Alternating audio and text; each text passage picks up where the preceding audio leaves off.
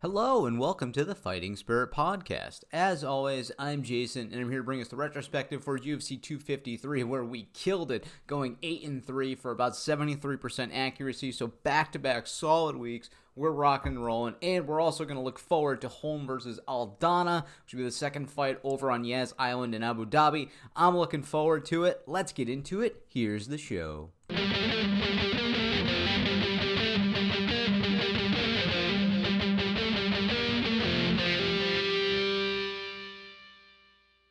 Alright, so let's get into our main events here. So unfortunately, we did actually get these incorrect. We went 8-3 overall. We were pretty much cruising the entire card, but dropped the top two, and is what it is. But we did nail all of the Patreon picks, so 3-0. All of them in the money. It was a good night to be on the Patreon if you were, and if you'd like to go down and support the show, please go to the description box and support this Fighting Spirit podcast at a dollar amount that makes the most sense to you. All right, let's talk about the first contest, though. Paulo Costa was absolutely picked apart by Israel Adesanya. Now, even though he was the pick on the show, I did some simulation modeling, and I only gave him a 7% chance to actually win in the simulation modeling. That's why you didn't catch him on the Patreon. You were instead catching Hakeem Dawodu, Jake Matthews, and Juan Espino. Sorry, I'm just proud of those picks. They all killed it. Excellent parlay, too, for what it's worth. All right, let's get back to the actual discussion of Paulo Costa. And really, honestly, there's not really much to say, except it was a one-sided affair. Israel Adesanya kept him on the outside all night. He used that great 8-inch reach advantage. I'm not sure what his leg advantage is, but he kicked the crap out of Costa's legs, and Costa, instead of doing something about it, really just tried to taunt Izzy, and Izzy never really barreled in, which I don't think was ever part of his game plan. Costa put his hands behind his back, sticking his tongue out, talking shit. Adesanya ends up calling him Romero at some point because he wasn't really doing much. And, I thought in instances where Costa had an opportunity, and Dana said this on the post-fight himself, that, when Costa got him on the cage, he didn't try to clinch him, he didn't try to hold him there, he didn't try to dirty box him. He left the exchange, went back to the center, and continued to get beat. So his legs got beat. The head kick was there for most of the night. Obviously, he finally connected with it. Costa wasn't able to get out of the way. The last one cut his eye up bad. Then a couple shots, one off the temple, and that's all she wrote, minus the dry humping at the end of the event. If you saw it, I'm sure you have. If you've been on the social media anywhere, recently you've seen the loop of Costa getting raw dogged, basically. But great win for Adesanya. I'm not really sure what goes for him next. We're talking Jared Cannonier potentially. If he wins his next fight, I think that's a great one, honestly. They'll just keep lining him up for Izzy. John Jones can talk all the crap he wants outside, saying, this guy's got a lot more to prove, but he keeps doing it in spectacular fashion against outstanding opponents, and I think he is potentially going to be like your Anderson Silva 2.0. He's proving it thus far, and he's looked good in every contest. So, assuming it cleans out the division, I am looking forward to that 2025 contest where old man John Jones fights, slightly post-prime Izzy. Anyways, probably won't happen, but hey, great contest for him, and it's one we did end up getting wrong, unfortunately. And another one we did get wrong, Yanblakovic defeats Dominic Reyes, and Reyes, much like Costa, didn't look like himself. I thought Reyes really could have put the pressure on Blachowicz earlier on than he did. Most of the strategy was kind of come in, raise the hands, raise the guard, back up, maybe roll the shots a bit. But Blachowic's power, his pressure, was there that night. He threw 20 additional strikes over Reyes, and until Reyes, I think, was honestly really on the back foot and early in the second round, you didn't really see him come forward. It was the exchange that he was trying to get back at Blachowicz, which ended up costing him the night. But I would have liked to have seen him do that a little bit earlier on, better pressure like he did in the Jones fight. I don't know if he was worried about losing some gas tank like he did in the Jones fight, where rounds 4 and 5 did obviously go back to Jones. But, either way, the strategy didn't work. I don't think we saw the best version of Dominic Reyes last night or Saturday night, and I am looking forward to him coming back. But your champion right now is Blachowicz, and he's got a murderer's row of guys looking to go fight him again. There's the Thiago Santos fight, somebody who did beat Blachowicz in the last outing. So he's not going to have an easy road to maintain that title, but it is going to be an interesting one. I think Blachowicz would be a great champion. How long can he retain the title, though, remains to be seen. But at the end of the day, it's one we got incorrect, but still hats off to the two main eventers that won titles last night, or retained their titles in the case of Costa. Moving on to the ones that we did get correct. So we got kind of a long streak here. Brendan Royval defeats Cara France. This was a submission due to guillotine, and this was one of the funnest fights of the night. That's why I got fight of the night money. Also, your performance of the nights were to the two co-mains for Yanblakovic and Adesanya, so they both cashed an extra $50K themselves. But Royval is just an amazing mixed martial artist. I mean, he got clipped by Cara France early on, caught one on the jaw, lost his legs a bit, but in what had to be one of the weirdest transpirings of events or sequences, Cara France catches a nasty spinning elbow off of Royval, who seems to can't find his legs, and sort of neutralizes the situation to the point where Royval is eventually able to do a little bit of groundwork on France, and then ultimately in the second round, for some reason, France believes that he can pick up a takedown against Royval, even though he was outdone on the mat very handily in the first round. The guillotine is snatched up at that point, and France is on his way to nunites as Brendan Royval picks up an outstanding win. So really high-intensity match. Honestly, if you're going to go back and watch anyone, that is one of the best. Royval looked amazing. France looked good too. Let's not beat around the bush, but Royval was obviously the better fighter that night. And another one we got correct, Catlin Vieira defeats Sijara Eubanks. Very close in the striking, but Vieira picked up the takedowns to cement rounds, picking up a unanimous decision, which is what I thought would happen, but it is difficult to guess those Eubanks fights, much like Angel Hill fights. They're just hard. I'm glad we did get this one correct, but I'm not always most confident about those, and still happy to pick up a W. And one that we had on the Patreon, this was a very high percentage one I was predicting. Hakeem Dawodu defeats Zubara Tukov. So the luck of Khabib Nurmagomedov could not rub off on Zubara. I didn't think he was taking Khabib's advice very well. He was throwing a lot of winging shots when his corner, through translation, seemed to be saying throw combinations, throw the left, then the right, work it in there. You're not going to knock this guy out with one punch, is basically what they were trying to say. And Zubara, he kept winging him, I think, in there, and he caught a lot of shots down the pipe. That's how he was almost outstruck about 2-1 by Dawodu. And Mean Hakeem looks amazing. I don't think it was a split decision. I thought Dawodu won the fight pretty handily. You had Tukov score one takedown off of 6 or 7 attempts, and I thought Dawodu just did a really, really good job. In fact, in the third round, I thought Tukov just totally resigned himself to losing. It's like he lost all confidence after he got off the stool and didn't really fight much going into the third. He just backpedaled around the cage, made Dawodu chase him, and at no point tried to counter and do anything effective. And so Hakeem picks up a solid win.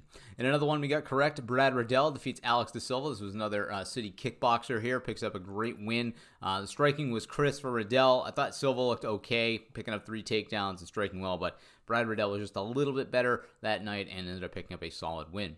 And another one, this was on the Patreon, even though he was, and I think on the broadcast, they said Jake Matthews was something like plus 500.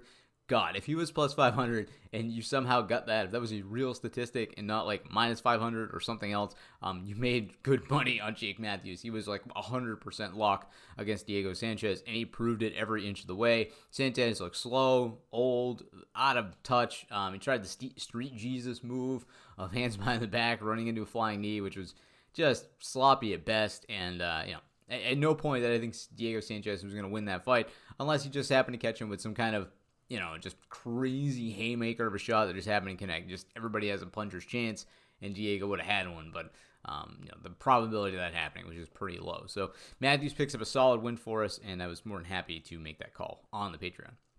Another one we got correct. This was a debuter. Ludovic Klein defeats Shane Young. Not much to say here. Knocks him out with a head kick. 1 minute, 16 seconds in. There was 9 strikes overall, and picks up a solid win for us again. And the only other one we got wrong tonight, or on Saturday, William Knight defeats Alexa Kmore. I had called Kmore in that one. Kmore was outdone, though. The takedowns at a Knight really shut down Kmore, who was not able to get going, and only throwing 17 strikes over 15 minutes. And then the last two, Juan Espino defeats Jeff Hughes. I said it on the Patreon. Espino looked like a really hot product coming in, and Hughes has struggled so much. So despite the ring rust of Espino, I thought that he was going to go out and put on a spectacular performance, and that's what he did. Hughes threw no shots, no takedowns, 3 minutes, 48 seconds, catches him in the neck crank, and that's all she wrote. And then the last one we got correct as well. Danielle Marquez defeats Cadiz Abramigoff. This was a unanimous decision. Really not much going on here except the 4 takedowns of Danielle really nullified everything that Cadiz had to throw. So despite real close and real low numbers in striking, the takedowns and control really set the tone in that match. So like I said, 8-3. Would have loved to have caught the main and the co-main. I'm not publishing at any point right now any of the like probability stats that I'm using to sort of pick the Patreons. If that's something you want to see along with the Patreons, you guys let me know. But there was a reason why guys like Costa and Reyes, those calls in the biggest fights, weren't actually on the Patreon. I was going with the highest probability stuff, and it's not perfect, but I'm more than happy to publish it if you reach out and let me know if you want to see, what I think the probability of those picks working out is. But just know that I'm always give you the best ones for what it's worth. So 3-0 on the Patreon, 8-3 overall. Can't really do much better than that. That was solid. Those are all bets I'd take myself, and if you were in there, you definitely did well. All right, we got to look forward. We got an okay card coming up this week. I mean, it's tough after having 2 title fights, to kind of keep things rolling. And we obviously have the huge card at the end of the month on the 24th with Khabib versus Justin. So we got kind of a ho-hum one, if I'm perfectly honest. It's not bad. There's some good fights on it, but they're nothing to blow your hair back. It's just a solid fight card with just solid competitors. All right, let's get into it, though. Here's Holm versus Aldana.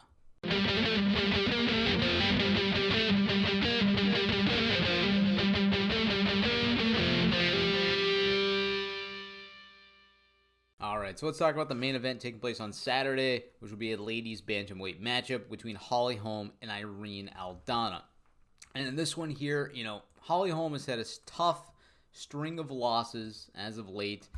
She's not looking too good. Lost to Pennington, Nunes, did defeat Megan Anderson, but then Justino, or Cyborg, and Betch Kohea was her win before that. So she's off and on, win-loss, and the way she's going right now, I suspect there'll be another loss.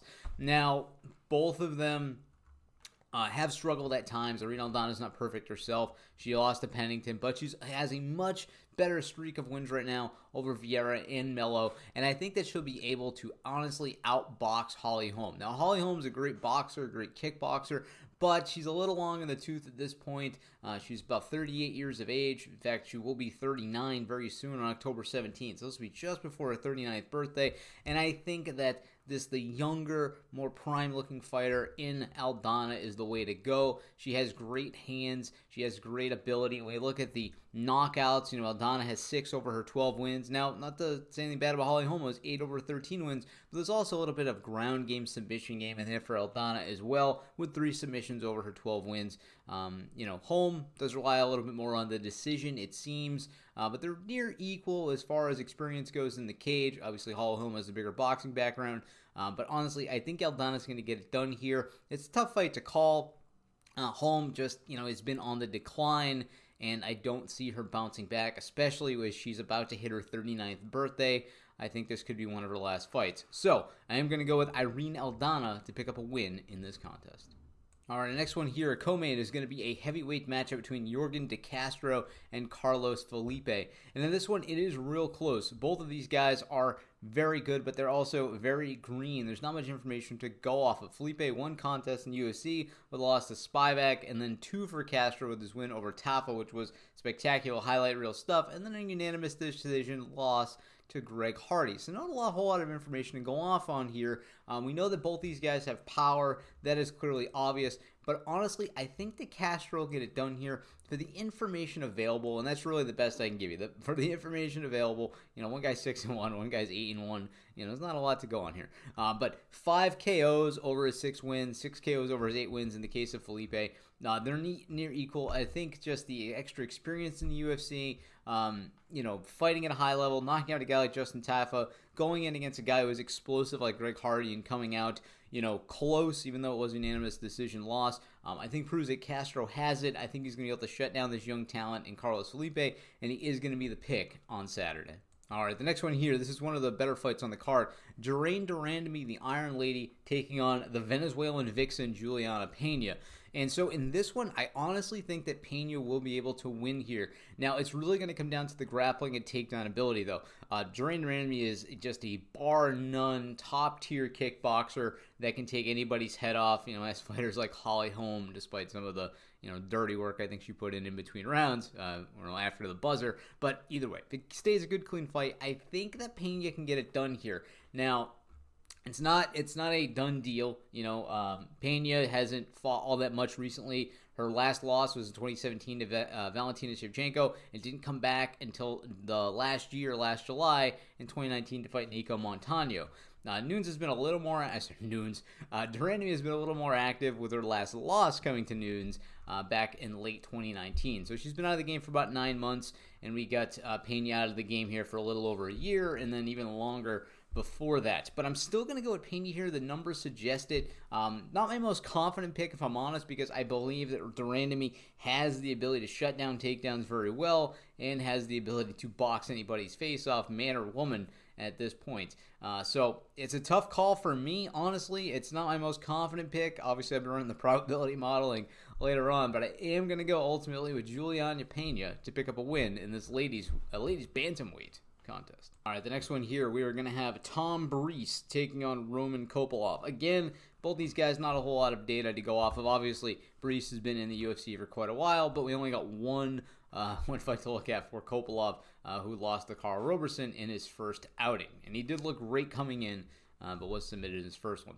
So in this one here, I'm going to honestly go with the UFC vet. I'm going to go with Tom Breese. This guy's been fighting in the UFC for the better part of 5 years, and he has looked good over that span of time. He is coming off a loss to Brendan Allen, but I think honestly he can defeat Kopalov here. We haven't seen enough out of Kopalov to really know what kind of competition he can really hang with, but the stats right now suggest Breese. I'm going to go with his experience, his well-rounded MMA background, 4 KOs, 6 submissions over his 11 wins, whereas we only have the 7 knockouts for Kopalov and no submissions. So if Breese is able to get this to the ground, he's also, another thing too, he trains over TriStar. He's got a lot of high-level MMA IQ behind him with Firas Zahabi. I think if anybody's going to be able to design a game plan to take out a young, well, maybe not too young, but 29-year-old, prospect with great knockout potential, I think it is going to be Breese, and we've seen this proven before in Kopalov's loss to Roberson. As long as you get a game plan to defeat this guy, you can get it done, and that's what I expect to happen with Breese picking up a win. So I am going with Tom Breese to pick up a win in this contest. All right, this one here is pretty tough for me to make a call on. It's Carlos Condit and Court Mcgee. So Carlos Condit, huge body of work in the UFC. He's got a lot of stats, but he's been on the decline recently. And Court Mcgee, great stats too, at least as far as availability, but also kind of a sliding guy. He's 1-5 or 1-4 over the last 5, and Condit has lost 5 in a row. Condit has not had a win since 2015. Think about that for a second. This guy has not won a fight since 2015 against Thiago Alves, where he picked up a TKO due to doctor stoppage. Now, he had some close fights. He had that next one with Robbie Lawler, right? Split decision lost. Fought Damian Maia, fought Neil Magny, fought Alex Oliveira, and lost to the last outing Michael Case. I mean, he's fought a lot of great fighters. Court Mcgee, I don't think is quite at the level of some of those guys we named out there, like Maia and Oliveira, hell, all of them. So I think that, honestly, Condit can get it done, especially against a guy who has struggled a little bit himself. Court Mcgee has not had a win in about 2 years when he last beat Alex Garcia, and he's got 2 losses since then, Sean Brady and Diego Lima. And I think, honestly, despite the fact that Carlos Condit, the natural-born killer, has been on such a slide recently, I think he's going to be able to do it against Court Mcgee. It's not a done deal. I'm not sure where this guy is health-wise, mentally, how much he still really wants to be in the game. I'm sure he wants to go out with a win, if he's thinking about retirement. So I hope he's able to achieve that. He's 36 years old. It's a really tough one to go off of. I got the stats of him when he was a champion, obviously, and we got the stats of him losing his last 5 fights in a row. Overall, it still says he's going to win. It's just that it's been a very tough one to predict for this guy recently because of how much he has declined. I don't think he's fighting to his averages anymore, and he's a little below them. But at the same time, I think Mcgee is also on a similar trajectory, and he's a guy who isn't necessarily fighting to the quality of numbers that are out there for him. So take it all with a grain of salt, but we are going with the natural-born killer, Carlos Condit. All right, the next one here, we're going to have Charles Ayres Jourdain taking on Josh Calabao. And in this one here, I like the Canadian prospect. I like Charles Ayres Jourdain. I think he's fought really well recently. I know he did have a split decision loss to Andre Fili, but I thought he looked good in that contest. It wasn't a split for anything. And while Calabao was also looked decent, he's only had 1 fight in the UFC, and it was a loss to Jalen Turner. So not a lot to go on for Calabao, but he did look really good coming into the UFC. Back-to-back KOs in the smaller organizations when he came in. It's just that I think that Jourdain hasn't yet hit his stride in the UFC, but he has proven he can hang there. He got the unanimous decision loss to Green, Desmond Green in his debut. Came right back, beat a great competitor in Duho Choi, knocked him out right away, or late in the second round. Maybe not right away. And then he had a hard-fought fight with Feely, still kind of trying to tread water in the UFC. I think he's going to make a statement here. I think he's going to get a win, and I think he's going to be able to derail a guy in Calabao who looks so good coming into the UFC and still has not managed to find his sea legs. I think the striking out of Jorgen is a bit better, and I think he's going to have the ability to maybe shut the door, honestly. I think these guys are going to be going for it. I think they're going to be swinging hard, and we'll see what happens. Jorgen just has such good output, such good striking accuracy, good defense, that I think it is going to be hard for Calabao to pick up a win here. So we are going with Charles Air Jorgen to pick up a win in this, featherweight bout. All right, speaking of fights that are hard to call, Jinyu Frey is going to be taking on Konklak Suprashija. I have a hard time with her name, but she goes by Loma Lukabume, who, you probably know that name better as I do. Now, Lukabume does train over Tiger Muay Thai, but only has a 4-2 record, and it's really hard to make an assessment here. Now, obviously, she, I believe, has some professional kickboxing in her background, or professional Muay Thai, rather, but she wasn't able to get a win in her second fight against Angela Hill, and as much as, it is hard for me to say this 4-2 fighter is going to get a win, I think Jinyu Frey hasn't looked all that great recently. She lost in the third round via armbar in her UFC debut.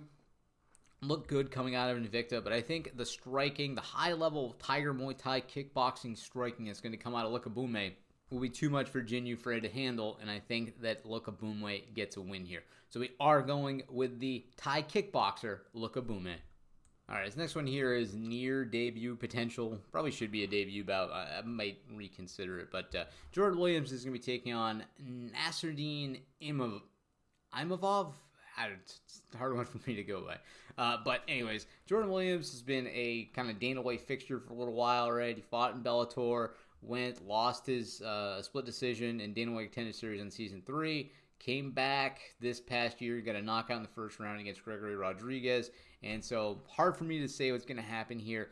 But in this one, I ultimately do like Imov here. I think that he looks more well-rounded than Williams, okay, with his 4 submissions over his 8 wins. He's coming as a pretty hot prospect. He's had 3 decisions fight finishes in a row, ending all in the first round, and I think he'll be able to do the same or similar here to Williams, who has struggled, I think, on the big stage. Did he find himself in the Contender Series last time? Yes, but how will he actually perform when actually under the big lights of the UFC? It's hard to say. We know that he has struggled in the past, and so for that reason, I am going to go with Imavov here. He is the pick in the contest. All right, before we get to the debuters here, we have one more here. Casey Kenny is going to be taking an Eli Alatang, and in this one here, I like Kenny.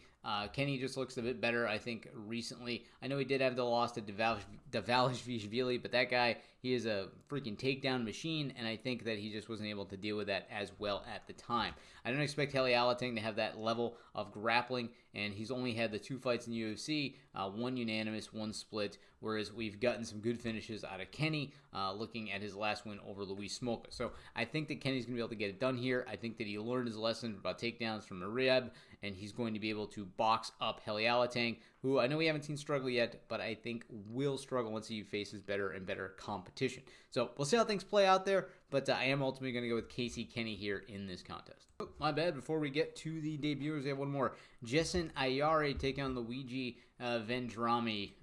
Vendramin. I'm not sure. He's Italian.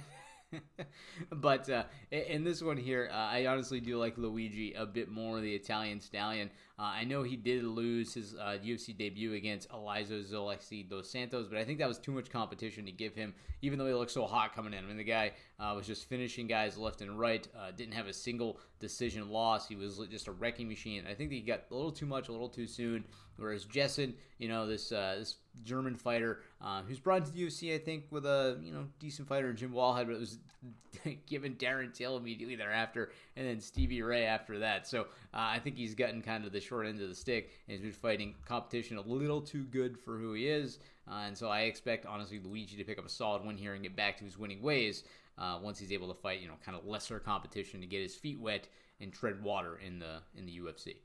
All right, that takes us to the debuts. And in those ones, we're going to have Daquan Townsend taking on Dusko Todorovic. And in this one, I do like Todorovic. He's another guy coming into the UFC with great potential, ton of knockouts outside, gets the Dana White Contender Series, dominates, picks up a unanimous decision win. And I think he'll be able to pick up a win here against a guy in Townsend who is a great fighter at times. But the guy has struggled, honestly, in the UFC. Lost to Dalcha Lembagula, Bevan Lewis, and Devin Clark. I think it's going to be a fourth loss with Dusko picking up his first UFC win. And then the next one, we have Kylo Phillips taking on Cameron Else, another man from England. This guy training over at Jackson Wink, and I like the Jackson Wink fighter here. He's coming into the UFC with 3 stoppages in a row. I think he's going to be able to make it 4 in his UFC debut against a guy who, looked okay against Gabriel Silva, but I don't think has quite the level of explosiveness and fight IQ, honestly, that Cameron Else has. I think he is going to be a devastating fighter in the UFC, and I think that he will pick up a win over Kyler Phillips. So let's go over them one more time. We have Aldana, De Castro, Pena, Breese, Condit, Jorgen, Lukbunme, Kenny, Vendoramini, Todorovic, Imavov, and Else to round things out. So, if you'd like to get in touch with this Fighting Spirit Podcast, please reach out to me at fightingspiritpodcast@gmail.com. You can also get in touch with me on Twitter at MMAFightPicks01, and of course, we have the Patreon as well if you'd like to support the show. So, we've been rocking and rolling the last 2 weeks, 70% accuracies, I'm hoping to keep it rolling. Those are some high percentages. And this week, I'm not as confident about the stats. We have a lot of guys with not a whole lot of fights under the belt thus far, and so the stats aren't necessarily as trustworthy at that point, but I'm just being honest with you. We'll see how things play out, though. I have some confidence in some fights, less in others, but honestly, I think it's going to be an okay week. I think we're going to survive here better 50%. We're going to do the highest percentage ones for Patreons. We're going to get those to you, and we're going to try to make money in this event that I think is a little shaky at best if we're trying to play the numbers game in this one. So, until I speak with you again next time, happy fight picking.